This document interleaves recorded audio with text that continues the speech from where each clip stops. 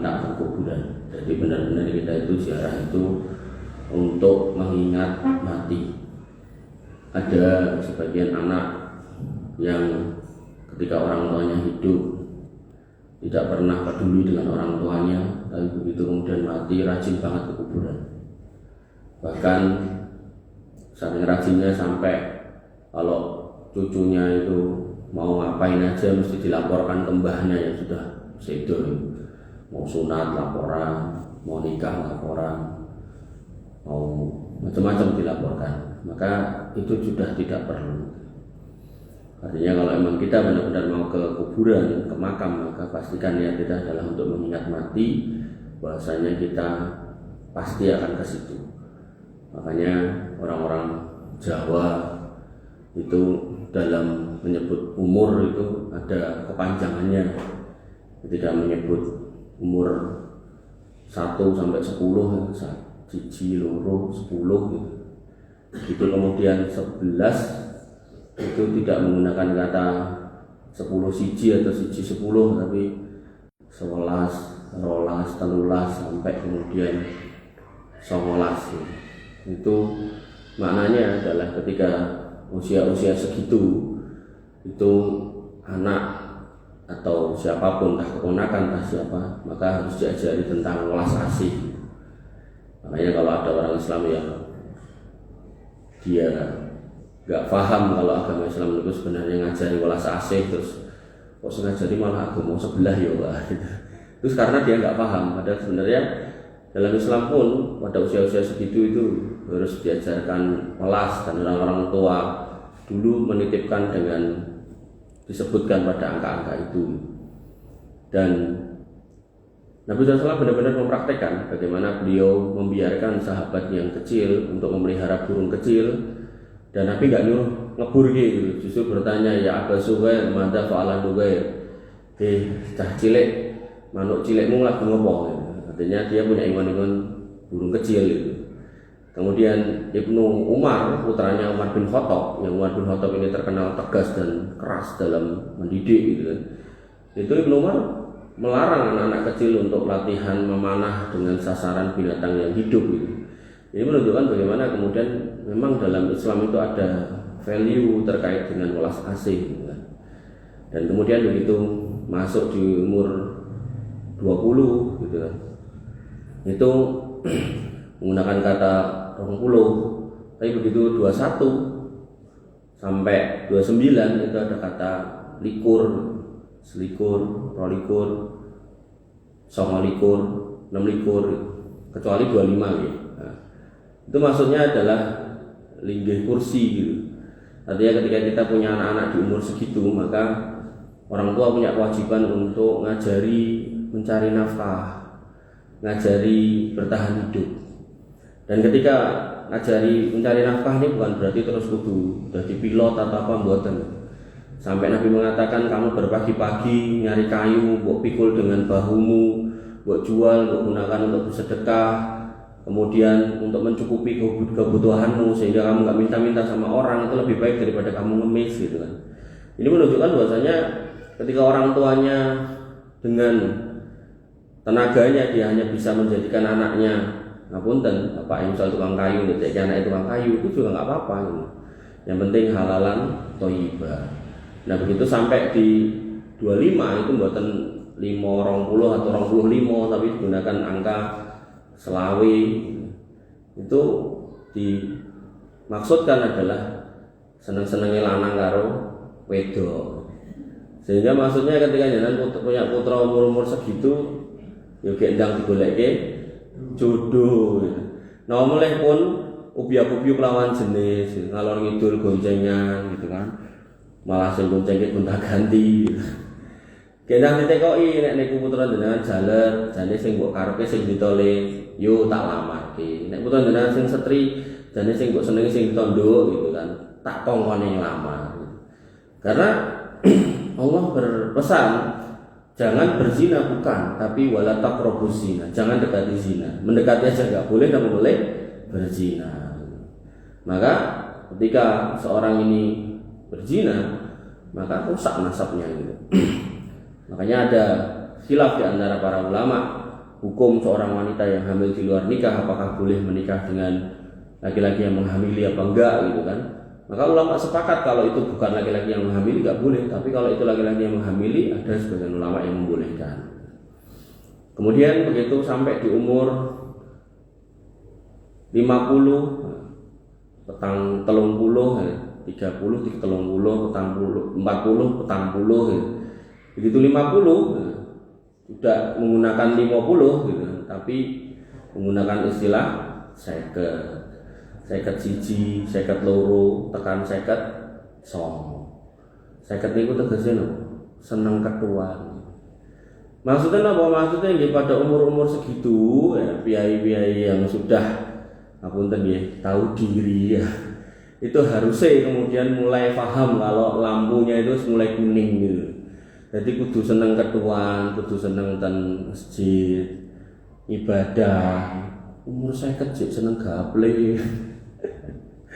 Saya ketwolu jadi seneng masang togel. Ya, maka itu sudah alarm gitu kan.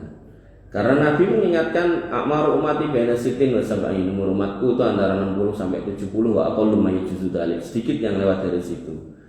Kemudian 50 song. Kemudian begitu masuk di 60, nah itu mboten 60 tapi menggunakan kata suida. Nah ini yang kita bahas ini, suida. Suida siji, suida loro sampai suida songo gitu kan. Jadi 60-an gitu kan. Nah, suida niku tegese sejatine wis wayahe tindak. Jadi memang Nabi sudah mengingatkan kalau umur kita itu cuma sampai di 60-an gitu kan. Maksimal 70, sedikit yang lewat dari situ. Nah, selalu yang kalau jadi contoh Mbak Abdul Qadir gitu, masih yang sedikit ya. Barokah umurnya, sudah sepuh masih khusyuk sholat itu luar biasa. Karena ada pemimpin pesantren di Jawa Timur 68 mencabuli santrinya. Dan jadi mertua 60-an memperkosa mantunya. Parah. Dan ini bukan berarti wong lanang tuwek-tuwek sing ra cetha mboten. Ten Serang ya enten mertua wedok berzina kalih mantune lanang. Setan itu pintar, pokoknya precoran dikepeti terus sampai ngapunten nggih biaya-biaya tuwa niku sampai terjatuh dalam urusan-urusan ngoten niku sampai akhirnya ya diharapkan oleh setan itu menemani gitu kan di neraka sana. Terus saya 70 Mas, kok 70 nih. Nah maka orang-orang tua dulu sudah tidak menghitung 70 lan sak 70. Jadi orang itu sudah dianggap 70 itu udah game over gitu kan. Jadi ya udah pakai kata 70 sudah, jadi udah nggak pakai akronim tertentu. Dan itu cocok dengan sabda Nabi SAW. Bapak Ibu yang dirahmati oleh Allah, sehingga ketika kita ke kuburan sekali lagi, jangan pernah dalam rangka meminta-minta ke yang di dalam kubur. Tetapi justru ketika panjenengan ke sana, apakah dalam rangka untuk mendoakan yang di sana atau mengingat mati, maka itu satu di antara dua pilihan yang baik. Tapi yang ketiga yaitu minta-minta di kuburan itu salah. Bahkan nanti dalam bab fikih sholat itu ada hukum tentang bagaimana sholat menghadap kuburan.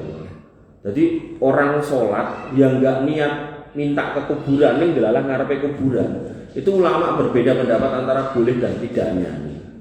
Ini menunjukkan sholat pada kuburan aja perkara yang salah, napa meleh jaluk dan kuburan. Gitu logikanya. Sehingga yang harus kita pahami adalah kita ke kuburan tidak dalam rangka untuk minta-minta, tapi mendoakan atau mengingat kematian. Dan Nabi SAW sudah menegaskan bahwasanya la tusaddur rihal illa ila salasati masajid. Kita itu nggak boleh. Jadi Nabi ini ngomong gini, ini Nabi belum tahu loh kuburan-kuburan atau masjid-masjid yang ada kuburannya gitu. Karena zaman dulu waktu Nabi SAW itu nggak ada.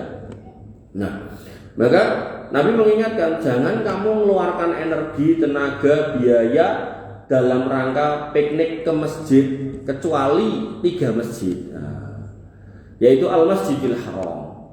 Jadi nyenanek ngedalke duit puluhan juta ten Mekah mengko monggo malah berpahala.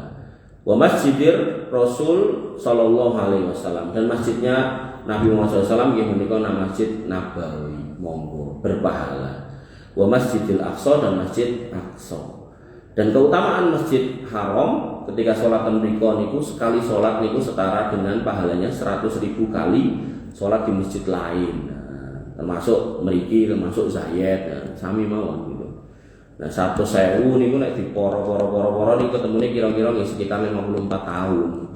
Jadi kalau panjenengan sholat mriku pisan mawon niku setara dengan sholat di masjid selain sana itu 53, sekian atau 54 tahun. Nah, kalau di Masjid Nabawi itu setara dengan 1000 kali. Kalau di Masjid Al-Aqsa itu 500 kali. Jadi karena ada keutamaan itu, maka silakan kalau mau alan-alan ke sana. Tapi kalau ke masjid-masjid yang lain, atau memilih masjid-masjid yang ada kuburannya dan panjenengan ke sana dalam rangka dan kuburan niku napa melih judule wisata religi, wisata rohani, mriku ajeng jaluk-jaluk, niku jelas haram. Ngoten. Dan Nabi sudah mengingatkan ini jangan wisata ke masjid kecuali 3 masjid ini. Nah, tapi aku posisi Arab ning satu kota mas lewati masjid kui gitu. Nah, monggo nggak apa-apa. Tapi kalau merencana mau piknik ke satu masjid gitu kan, maka ini hadis ini termasuk hadis yang melarang gitu kan. Kemudian yang ketiga, termasuk adab dalam berziarah kubur ini mengucapkan salam.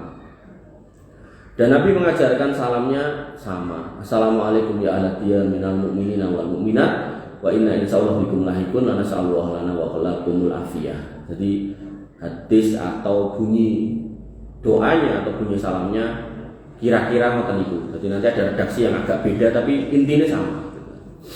Maka ini perlu dihafal. Dan kemarin saya jelaskan atau saya sampaikan enaknya atau nyenengkenya ketika kita meninggal dimakamkan di makam muslim itu kita nggak akan lihat beraneka ragam kijing. Jadi ngapunten kita yang misal rasa sanggup tuku kijing sing larang itu kita nggak akan minder gitu. Tapi nek kita dimakamkan di makam yang campur aduk gitu, tentu ya kita akan kok apik men. Akhirnya ada sebagian orang yang berprasangka makin apik engko makin penak dalane ten mriko, mboten enten kaitan. Itu yang pertama. Kemudian yang kedua, ketika niki makam muslim khusus, biasanya di depan itu ditulisi niku salam niku gede banget. Jadi orang-orang yang mau masuk niku genah maca niku, Assalamualaikum ya ala diyar minal mu'minina wal mu'minat. Dan ini berlaku untuk semua, tidak ditujukan ke satu atau dua karena semuanya minal mu'minina wal mu'minat. Sedangkan kalau di makam umum rong karuan yang tengah niku. Sing enten jenengan begitu medhuk king motor napa king mobil diparani napa? Kemruyuk niku. Ditutke dikindil ngalor ngidul ngetan ngelon ra karo-karuan. Nggih. Dan begitu jenengan ngelongke 10.000 napa pinten wah liyane teko kemruyuk ya. Nggih. Bapak Ibu yang dirahmati oleh Allah Subhanahu wa taala, makanya pentingnya nggih memahami adab-adab kubur niki. Nah, nanti juga ketika jenengan di makam umum, jenengan kan dapeti orang-orang yang enggak paham itu terus lingguh ning kuburan, ngadeg ning dhuwure gitu kan. Tapi di makam-makam muslim insyaallah enggak ada kayak gitu. Bahkan ada sebagian orang yang enggak paham niku idak kuburan karo kancane disuruh, "Weh, coba idak." Jadi memang orang-orang beriman itu sejak lahir, sejak hamil, lahir sampai besar, sampai meninggal itu mulia gitu. Makanya Allah mengingatkan wala tahinu wala tahzanu wa antumul a'launa in kuntum ta'lamun. Mboten usah minder, mboten usah rumangsa hina, mboten usah rumangsa cilik gitu kan.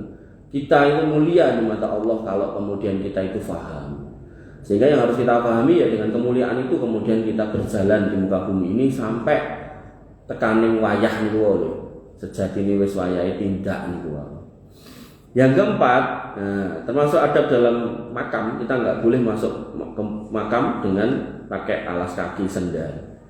Dengan catatan memang tempat itu memungkinkan gitu. Tapi kalau kados ten Arab panas ngoten niku jenengan nek nyeker malah melonyoh kakine lah mboten apa istilahnya. Hadis ini nggak bisa diterapkan. Makanya ten makam Baqi niku sudah dibikin jalurnya pakai batako niku. Jadi ketika kita masuk situ ten dalane niku sandalan. Tapi kalaupun mau turun ke yang pasirnya itu, ya pertama mungkin ya nggak boleh mau ngapain gitu kan. Karena di sana nggak ada tuh nisan ini makam siapa, sami semuanya. Bahkan setiap 4 tahun itu dibongkar, tulang-tulangnya dilumpukke, mungkin jenazah yang baru dimasukkan. Jadi siklusnya tiap 4 tahun. Tapi kalau kemudian mungkin siklus itu makin rapet, kok petang tahun pas dibongkar kok ternyata jenazahnya makin banyak gitu kan. Arep bongkar kok urung tekan petang tahun kok wis arep dibongkar, butuh lahan lagi, niku hotel sekitar dibroke. Nah ten mriki kuburan digusur nggih gawe hotel wis kan. Nah ten mriko mboten, hotel dibroke nggih gawe kuburan. Jadi kalau masih bisa tiap 4 tahun dikelumpukke, dileboni melih, niku dilakukan seperti itu. Tapi nek siklusnya saking tiyang sing sedo niku kathah, ya mau nggak mau hotel-hotel itu dikubuhkan untuk memperluas makam. Jadi orang Islam itu sedemikian mulianya, apalagi mati di sana, sampai hotel yang tanahnya per meter mungkin ratusan juta dibroke oleh pemerintahnya untuk kemudian memperluas makam. Dan memang nanti orang-orang yang ada di sana ketika dikuburkan itu termasuk yang selamat dari fitnah akhir zaman. Diguncang perut bumi, mencelat itu orang-orang yang munafik-munafik di kuburan itu mencelat, tinggal orang-orang yang solihnya saja. Dan Dajjal ini gak bisa masuk ke Mekah sama Madinah. Karena nek bisa masuk, repot, mungkin wong mati digugah. Tekan tipes, golek kuburane Kiai Tipes. Kuburan Kiai Tipes tembung itu Pak. Oh, temiku niku. Oh. Idule niku nggih. Oh. Jadi mriku gugah golek kuburane sinten, tangi tenan. Ini gandeng bijinya gede, mbuh kabotan nek singkirke. Bapak Ibu yang dirahmati oleh Allah Subhanahu wa taala, Nabi SAW bersabda, ketika Rasulullah SAW sedang berjalan, tiba-tiba beliau melihat seorang yang sedang berjalan di atas kuburan dengan pakai sendal. Beliau mengatakan, "Ya sahiba as-sibtiyatain, wahai engkau yang pakai 2 sendal, wahai haka al-hik sibtiyataika, copotan sendalmu." Fanadara rajulu falamma arafa Rasulullah SAW ja'al khala'ahuma farama biha. Jadi orang itu begitu ada yang ngomongin kon copot sendal gitu, oh ternyata sing ngengken Nabi langsung dicopot, bukan cuma dicopot, diguak gitu.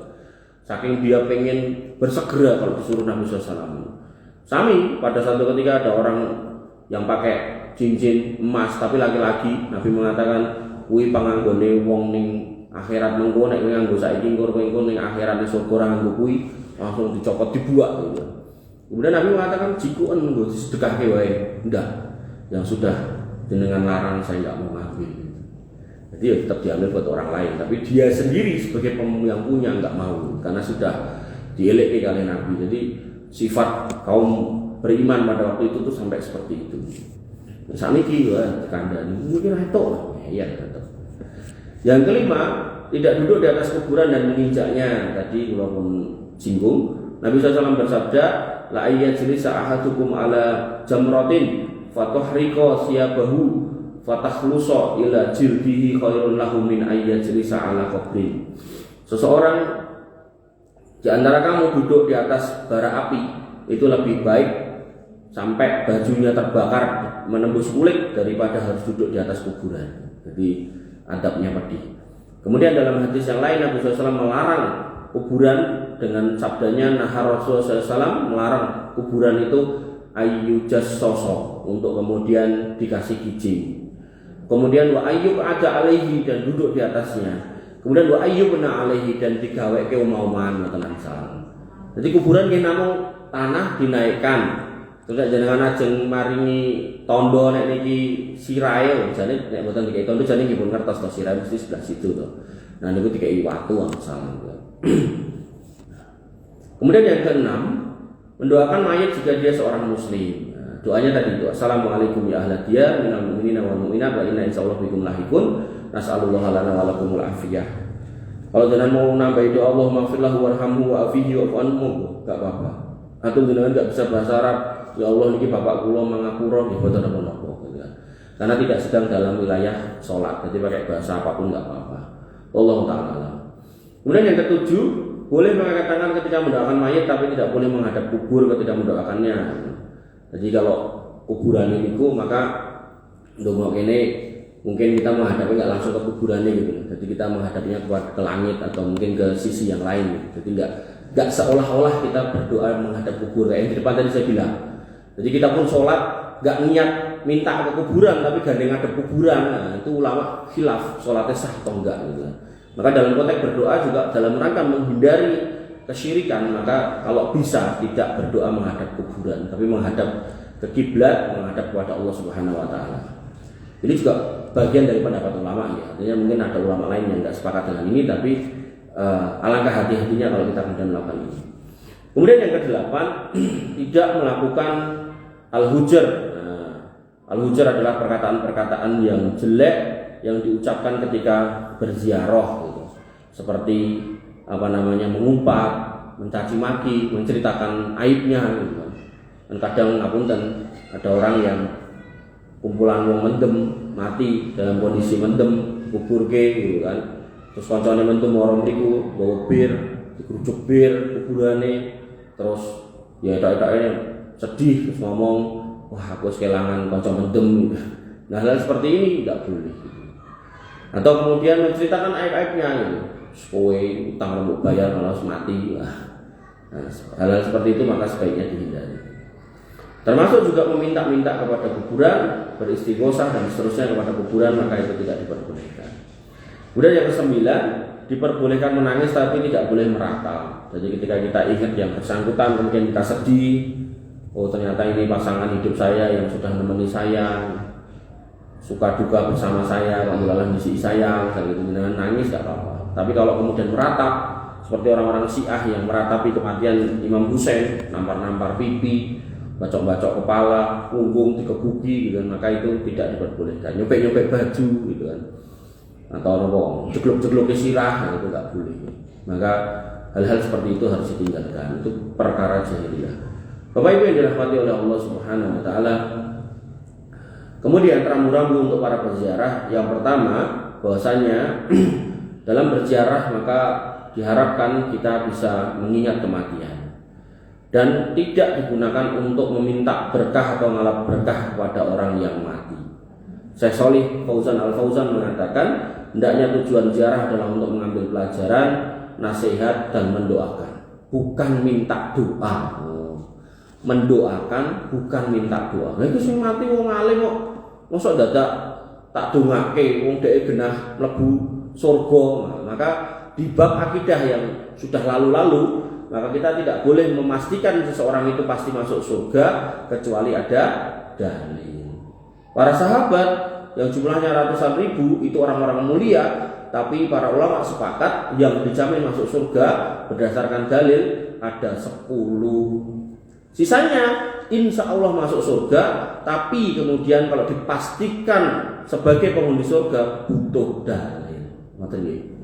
Maka kalau sahabat aja seperti itu, nopo melih kita itu maksudnya ya kita dan orang yang seangkatan dengan kita, apakah itu ustadz, kiai, guru, habib dan seterusnya. Maka ya kita semua manusia yang punya dosa, yang nggak ada jaminan pasti masuk surga. Sehingga kita nggak boleh kemudian mengatakan iki ra tak dongake mergo wis genah selamat, menggenahkan memastikan keselamatan ini yang butuh dalil. Ngoten nggih. Lho bukan orang Islam itu pasti masuk surga? Iya. Tapi jangan lupa kalau orang Islam itu masuk surga juga ada yang kemudian harus mampir dulu di neraka untuk disucikan dulu. Ngoten. Sehingga agar tidak sampai mampir di sana dibutuhkan doa, ngoten nggih. Tapi kalau orang yang sudah dipastikan masuk surga, kayak 10 orang sahabat yang dalam masuk surga, itu pun genah mboten bakal mampir ten neraka, ngoten. Bahkan kalau panjenengan masih ingat kisah Uwais Al-Qarni yang namanya Abu Bakar As-Siddiq dan Ali bin Abi Thalib niku dipesen kalih Nabi, engko enek wong bocah lanang enom enek bekas penyakit kusta. Dadi penyakit ngapunten sing belang niku ten geger niku gedene semene gitu kan. Engko nek mbok delok terus wong itu jenenge Uwais, maka nek ketemu karo bocah kuwi minta doa supaya Allah mengampuni dosa kamu. Jadi yang namanya Umar bin Khattab dan Ali bin Abi Thalib aja dipesenkan jaluk donga ten Uwais Al-Qarni. Padahal Uwais Al-Qarni enggak ada hadis yang menyatakan beliau jaminan masuk surga. Nah, sedangkan Umar bin Khattab dan Ali bin Abi Thalib itu pernah naik di atas bukit Uhud bersama Nabi SAW bersama dengan Abu Bakar As-Siddiq. Uhud bergetar, kemudian Nabi memegang Uhud dan mengatakan, "Uskut ya Uhud, diam. Fa inna alaika nabiyyun, di atasmu ada seorang nabi, yaitu Nabi Muhammad, wasiddiqun, Abu Bakar As-Siddiq, wasyahidain, dan dua orang yang bakal mati syahid yaitu Umar bin Khattab dan Ali bin Abi Thalib." Ini menunjukkan bahwasanya beliau berdua itu dijamin masuk surga dengan cara mati syahid. Tapi delalah Nabi berpesan, engkau nek ketemu wong jenenge Uwais jaluk donga. Nah, ini menunjukkan bahwasanya kita yang jauh dari semua kondisi kebaikan itu, maka nggak ada jaminan masuk surga. Artinya kalau kita mati sebagai ustadzkah, guru ngajikah, atau siapapun titel kita, ya tetap kita butuh yang namanya doa. Jangan keliru-keliru, jangan dibalik-balik. Wah iya Habib, aku rene malah jaluk donga gitu. Pun mati ya. Dan ini nggak ada jaminannya gitu loh, nggak ada.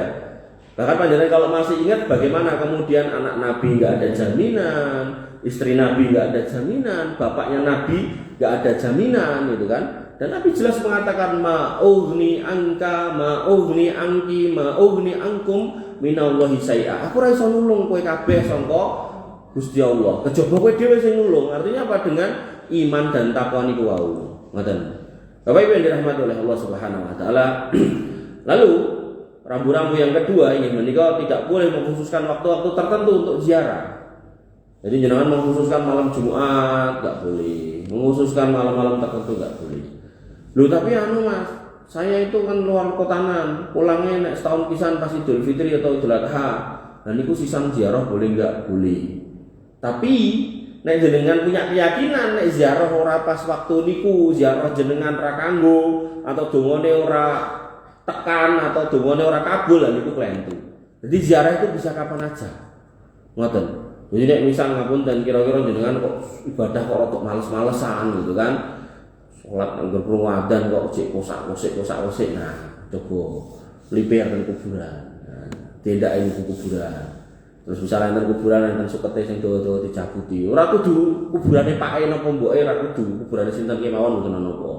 Diresiki. Itu mboten, dadi melipir kan cobi gitu.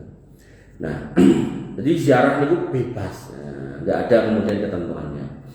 Kemudian yang ketiga, hikmah atau rambu-rambu yang ketiga, di antara hal yang tidak ada tuntunannya adalah menabur bunga dan kuburan. Jadi kuburan itu rasa dipiuri kembang, rasa tidak dikerucuki banyu. Dengan cukup tenriku mengatakan assalamualaikum ya ahladiyah minal mu'minina wal mu'minat wa inna insyaallah bikum lahikun gitu kan.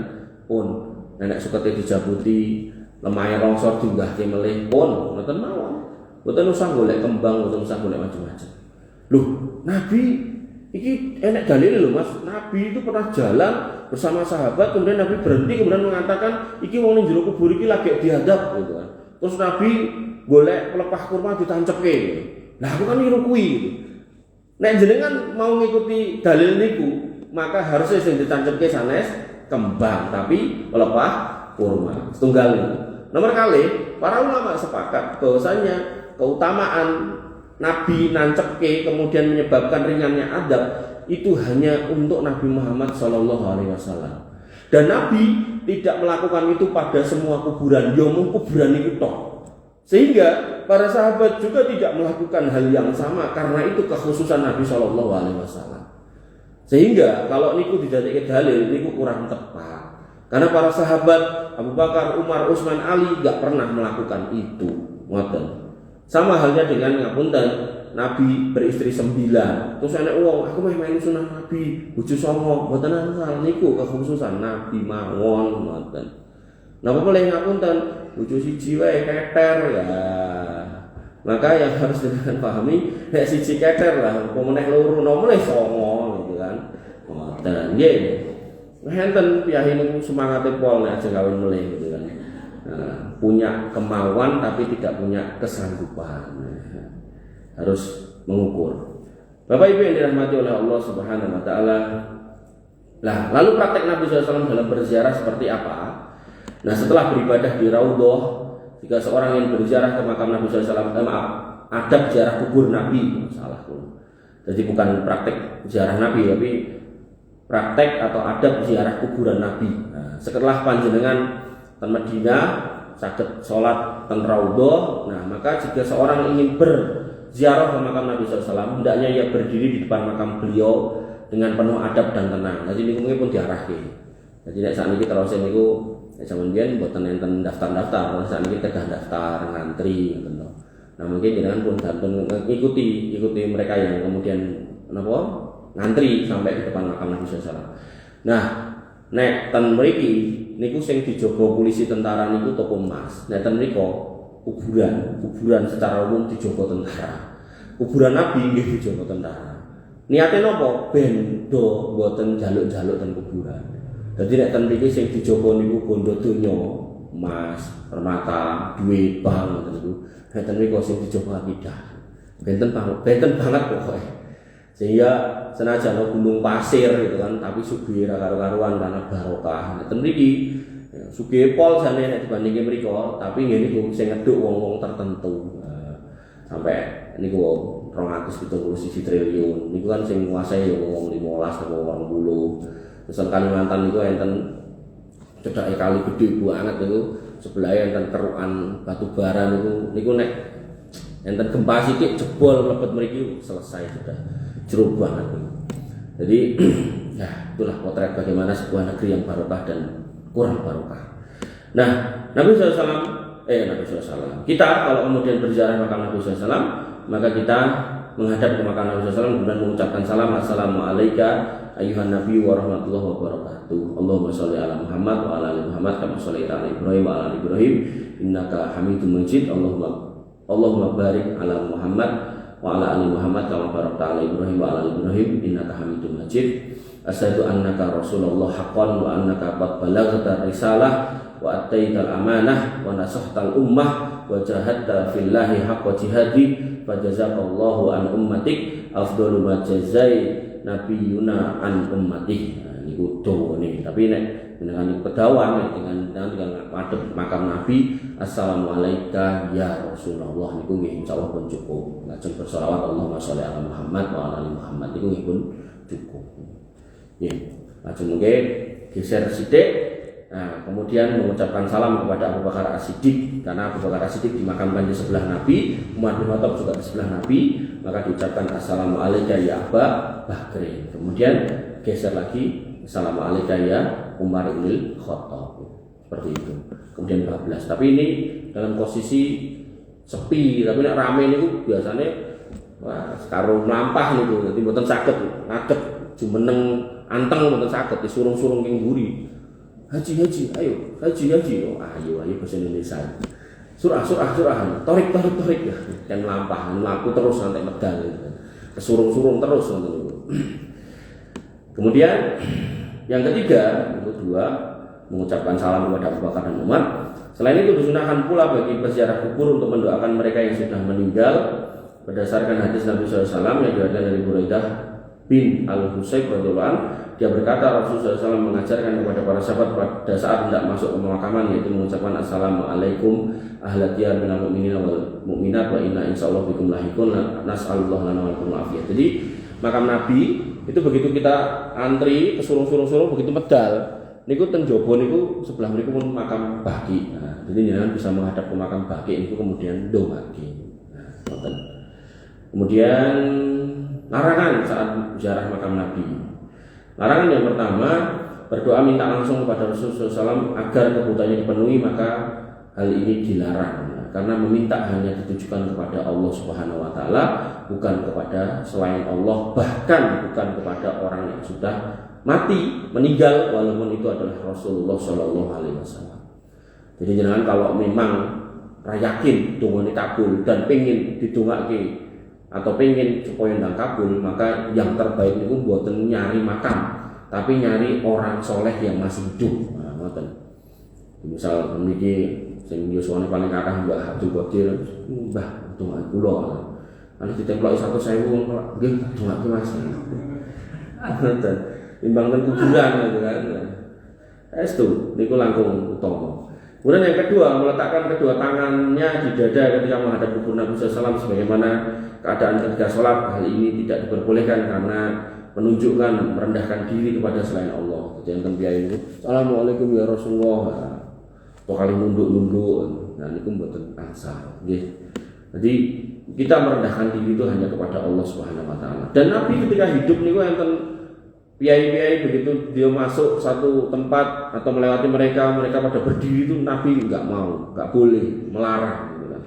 Bahkan Nabi dalam sabdanya yang terkenal, sekiranya menungso kuwi entuk sujud ning menungso, kuwi sing tak kon sujud iki ora kowe sujud ning aku, tapi wong wedok tak kon sujud ning bojone. Nah, ngoten. Ning itu mboten angsal, ini ampun dipahami hadis iki, engko sujud ning aku lho Bu, mboten angsal ya. Jadi maksud saya itu kalaupun boleh kata Nabi, itu bukan kalian wahai umatku kon sujud ning aku mboten, tapi wong wedok tak kon sujud ning garwane ya, ngoten niku. Jane nek entuk, tapi mboten entuk niku nggih. Makanya Nabi sallallahu alaihi wasallam enggak pengen ada orang-orang yang merendahkan diri di hadapan Nabi sallallahu alaihi wasallam sampai munduk-munduk ngoten niku. Makanya kalau sampai miris ya enten orang yang dianggap ulama ya oleh sebagian kaum muslimin di Indonesia ini arep buku kuburan nanti berangkang gitu, ya Allah gitu kan. Jadi Nabi posisi hidup aja nggak mau orang kayak gitu, apalagi niki pun kuburan gitu loh. Maka kita menghormati yang wafat. Yang angger boten tidak kuburannya itu sudah masuk dalam kategori menghormati. Angger orang linggo ning mriki teng kuburannya itu pun sudah menghormati. Jadi bukan kemudian hulu ya. Makanya Nabi mengingatkan lata hulu fitinikum, jangan berlebihan dalam praktek agama. Ya, karena orang-orang Nasoro, orang-orang Yahudi itu berlebihan dalam praktek agama. Yang ketiga, termasuk hal yang dilarang dalam sejarah Nabi adalah mengusap-usap dinding dan jendela makam Nabi. Nah, saat ini pun dibatasi. Jadi misalnya dinding makam niki, niku sing di melampah niku rada niku, dadi enten jarak. Nek jaman biyen kan cedak banget, jadi piyai-piyai ini saged halus, dilus-lus. Enak-enak gitu. Nah, niki pun mboten asal. Terus enten sing ing Indonesia niku lho tulisan-tulisan jaluk niki tapi begitu enek golongane dincangi, dititipke. Jadi malah nyampah kan niku, mboten asal. Termasuk sebagian orang-orang Indonesia yang biasanya biyen zaman SMA yang jangan ngening tangmangu golek watu gede ditulisi gitu kan. Warta Lostanti. Begitu tekan Mekah ngono golek Jabal Nur sing ngomongnya tempat pertemuane Nabi Adam karo Nabi sama Ibunda Siti Hawa gitu, terus ditulisi ngoten niku ngomongnya gen pernikahan. Oh, masih. Berarti nulisnya kalian jenengan mengerti ya. Jenengan sing ngerti. Ditulisi ngoten niku Jabal pating sroneh ra karu-karuan. Niku mboten angsal nggih. Itu termasuk khurafat bahkan bisa condong ke arah kesyirikan. Jadi kedamaian rumah tangga bukan mergo ditulis-tulisi. Ning setan yo pinter. Sing nulis ngoten niku rumah tanggane digawe adem ayem. Dirancik ra nulis ngoten niku enek wae masalahe. Salah ngentut terus rame gitu kan. Lah li adus yo rame wis.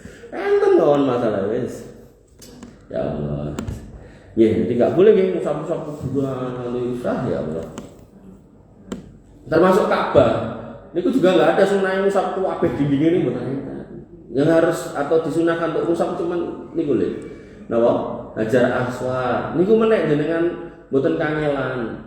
Tapi nek kangelan wis wong Afrika wis ning ngarep pedangi terus jenengan setri pengen nyumpel-nyumpel akhirnya kesenggol-senggol anggota badannya itu dari jauh aja melambai. Nek jik ra tekan nganggo tongkat gitu kan.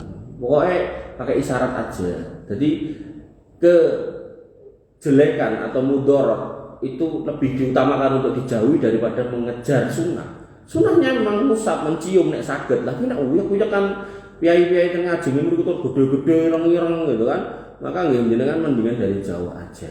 Jadi enggak disunahkan untuk sampai harus sampai akhirnya napa. Wong Indonesia meneh. Ibu-ibu dik-dik, ayo Bu, tak terke mriko 500 real, 200 real. Wah, akhirnya tenan ibu-ibu niku digeret, wah tekan ngarep bayar 200 real. Jadi calo, ngapunten nggih, calo niku tekan ngarepe Ka'bah coba. Kulo nganti ya Allah, kaya ngene ya calo ni tekan kene. Yes. Ya mboten barokah ngoten niku. Baik yang nyaloni kalih sing dicaloni ya. Pokoknya mboten usah ngoten niku nggih. Termasuk haji kan jelas dikatakan manis tato'a ilaihi sabila. bagi yang punya kemampuan ke sana. Dan kemampuan itu bukan soal duit tok. Jenengan duit wis daftar ngantri nggih pun ora usah dadak golek napa visa aneh-aneh niku lho, visa ziarah segala macam. Kula sampai diceritani nganti digerebek tentara, nganti pintune didobrak, wong ditokke, didekek ning bis rong dina, bis ngambune pesing, ngambune kecing, terus baru juga metu ning Jeddah, dibuak ning pinggir dalan, dijikuk oleh wong Arab Badui dilewati tengah padang pasir. Numpak mobil yak-yakan gitu. Begitu ketemu dalan mandek dideloki bane pecah apa ora gitu kan. Nek pada pasir kan ora ketara pecah nang mboten. Pokoke penting iso mlaku gas gitu kan. Enggak usah ngene, enggak usah tunggu-tunggu boten niku. Dadi nek emang jenengan pun daftar kok akhirnya ra tekan nyawone, nggih niku insyaallah nggih pun kecatet jenengan pun mangkat ngoten. Enggak usah memaksakan diri sampai seperti itu nggih. Karena ya akhirnya nanti banyak yang pun riko entek ratusan juta gak bisa wukuf di Arafah. Padahal al-haju Arafah. Inti haji adalah Arafah. Gak bisa di situ. Nah, maka malah rugi. Dari mulai mungkin yang dideportasi, deportasi ini mungkin 10 tahun untuk Bali. Padahal mungkin dengan ngantri garek ngenteni 7 tahun, goro-goro ngoten niku untuk Bali mriko, alah wis. Ya Allah, ampun nggih. Kemudian yang keempat, dilarang tawaf mengelilingi makam Nabi, metu mlebune tenan sa. Tawaf niku namung ten Ka'bah, mboten ten makam.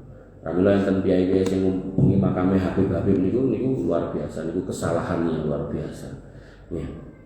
Kemudian yang kelima, dilarang menguraskan suara ketika di sisi kubur Nabi SAW. Bengok-bengok, ya Rasul, kami rindu padamu ya Rasul. Bengok-bengok napa selawatan bengok-bengok niku nggih mboten tepaten niku. Karena itu juga melewati masjid nantinya. Kemudian yang keenam, bersengaja menghadap makam Nabi SAW dari tempat yang jauh ketika berada di dalam Masjid Nabawi atau di luar masjid dan mengucapkan salam kepada beliau. Jadi orang itu harusnya menghadapnya itu ke kiblat, meminta kepada Allah. Nah, gandeng niki kiblate makam Nabi sebelah mriko, ada orang-orang tertentu niku sing memang ngumpul pada mriko, mboten madhep kiblat. Nah, ini enggak boleh. Sebagaimana orang Syiah itu kiblatnya mriko, burine kiblat niku kuburan wali-wali. Jadi begitu wali mereka yang menurut mereka wali, begitu rampung salam, mereka ndonga madhep makam. Karena mereka meyakini nek ndonga langsung ning Gusti Allah ora tekan. Bendang cepet mlayune ndonga niku. Nah, kudu madhep makam. Nah, niki nggih mboten tepat. Dan nanti jenengan akan dapat itu di beberapa makam-makam di Indonesia yang ada di masjid-masjid tertentu itu. Niku ngoten, rampung salat go mlayu ning makam. Jadi disik-disikan, gawe soft, maca napa-napa macam-macam niku nggih kurang tepat. Nggih. Jadi ini ngomong ke akidah dan itu masuk di wilayah akidah.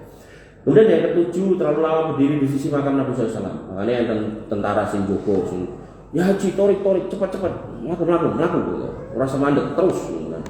Karena nek kamu memang pengen ziarah aja gitu kan. Dan bahkan dalam sebuah hadis Nabi mengatakan sholawatmu dimanapun kamu berada, aina makunta, itu tabluguni aina makunta, menyampai sama saya. Jadi jenengan nek ajeng sholawat ten Kanjeng Nabi ten mriki mawon. Nek memang mboten gadah yatra mriku, tapi nek enten yatra saged bidal monggo silakan umroh ziarah ten mriku. Tapi nek mboten enten ora usah gelo. Mangsa sholawat ten mriki sing kathah sebagai bentuk cinta kita kepada Nabi sallallahu alaihi wasallam niku nggih saged tekan mriku. Kedhik boleh nggih. Hal-hal yang tidak sesuai sunnah terkait kuburan dan orang mati. Yang pertama, memperluas amal yang bermanfaat bagi orang mati tanpa dalil. Jadi maca Quran tinggu mati, sholat tinggu mati, sampai sholat tertentu. Aku sholat tahajud dulu kita bapakku yang mati. Kemudian pokoknya kalau nggak ada dalilnya itu nggak boleh. Kemudian memasakkan makanan untuk orang-orang yang ziarah. Jadi misalnya orang yang kesripahan terus keluarganya itu bagi panganan nyugoi ya itu mboten asal. Sing bener sing nyugoi niku tanggane. Nabi SAW pernah mengatakan tentang wafatnya Ja'far. Nabi mengatakan kepada sahabat yang lain, isna'uli ali Ja'far ta'aman. Gawe panganan di keluargane Ja'far. Karena dia sedang mendapatkan cobaan yang kemudian menyibukkan mereka. Ya. Kemudian tidak boleh juga membangun masjid di atas kuburan, termasuk memberikan kijing dan seterusnya, itu tidak diperbolehkan. Karena Nabi SAW mengatakan la'anallahu al-yahuda wan nasara ittakhadhu qubur anbiya'ihim masajida. Allah melaknat orang-orang Nasrani dan orang-orang Yahudi karena bikin kuburan di atas makam-makam orang-orang saleh mereka. Kemudian Nabi berpesan kepada Ibunda Aisyah walau la dzalika la ubriza qabruhu walakin kuriha ayyut takhadha masjidan. Seandainya bukan karena larangan beliau, tentu kubur beliau akan dikeluarkan, kan tetapi hal ini dilarang karena ditakutkan kuburannya dijadikan masjid. Jadi ini menjadi sebab kenapa kuburan Nabi di dalam rumahnya Ibunda Aisyah, karena kok dikek jobo. Nah, khawatirnya ada orang-orang yang berlebihan akhirnya gawe niku mau. Kemudian sholat di kuburan itu kalau bisa tidak usah dikerjakan, sebagaimana Allah Subhanahu wa taala firmankan, wa qaulu la tadarunna alihatakum wa la tadarunna wa la su'a wa la yaghus wa ya'uq wa nasra. Dan mereka berkata, janganlah sekali-kali kamu meninggalkan penyembahan Tuhan-Tuhan kamu, dan jangan pula kamu meninggalkan penyembahan Wat, Suwa, dan Yagus, Ya'us, dan Nasr. Jadi ini menjadi dalil dilarang sholat di kuburan. Bapak Ibu yang dirahmati oleh Allah Subhanahu wa taala, maka ini adalah adab-adab tentang kuburan, dan ini menjadi penutup tentang bab akidah terkait dengan meyakini adanya adab kubur dan fitnah kubur, ditutup dengan adab ziarah kubur. Maka harapannya kita bisa paham dan tidak gagal paham. Kalau kemudian terkadang babnya fikih, tapi kalau kita salah memahami akhirnya masuk di wilayah akidah yang kemudian akan merusak keimanan kita. Maka kita harus hati-hati, khusus terkait kuburan yang harus kita pahami, mereka yang ada di kuburan itu harus kita doakan, bukan kita minta doa. Dan kemudian ketika kita ke kuburan, kita ikuti adab-adabnya, termasuk tidak boleh mendudukinya, menginjak-injaknya, mengucapkan salam kepada mereka, dan seterusnya. Wallahu ta'ala alam, kok pilih mengatakan ikan sakit pola terakan, kira-kira mengukum dan pangapunten. Akhirul kalam, subhanakallahumma bihamdika,